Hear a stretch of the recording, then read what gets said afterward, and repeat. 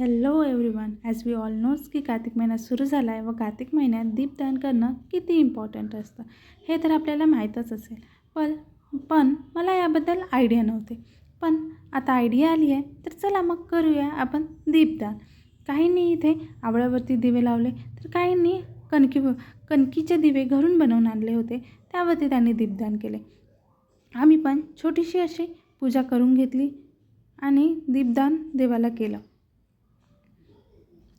इकडे तेलंगणामध्ये कार्तिक महिना म्हणजेच आपल्याकडे काकड आरतीचा महिना.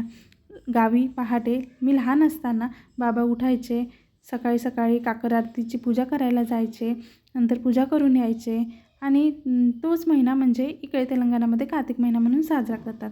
इकडे दीपदान करणे खूप सात्विक आहे अशी धारणा आहे, म्हणून आम्ही आमच्या घराजवळ असलेल्याच मंदिरात दीपदान करायसाठी आलो होतो. अलीकडेच या मंदिराचं रिकन्स्ट्रक्शन झालेलं आहे. तर काही जे जुनं मंदिर होतं त्या ठिकाणी नवीन मंदिर बांधण्यात आलेलं आहे. इथे मोठा परिसर पण आहे मंदिराचा. त्या परिसरामध्ये अय्यांशची मस्ती काही थांबायचं नावच घेत नव्हती. त्याला असं मस्ती करताना बघून आम्हाला पण खूप आनंद वाटत होता, मजा वाटत होती.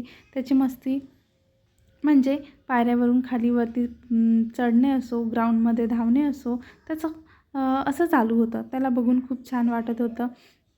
चला मग आतही बघूया मंदिराचं कसं रिकन्स्ट्रक्शन झालं आहे. म्हणून आम्ही आत आलो. तिथे 3 ठिकाणी मूर्ती साठी प्लेस ठेवलेल्या होत्या. नंतर मूर्तीच्या वॉलमध्ये छान सुंदर सुंदर मूर्त्या बसवलेल्या होत्या. लक्ष्मीची मूर्ती, गणपतीची मूर्ती, सरस्वतीची मूर्ती, विष्णूची मूर्ती, ह्या सगळ्यांचा आम्ही नमस्कार करून घेतला. नंतर साईडलाच एक छोटंसं हनुमान मंदिर पण होतं.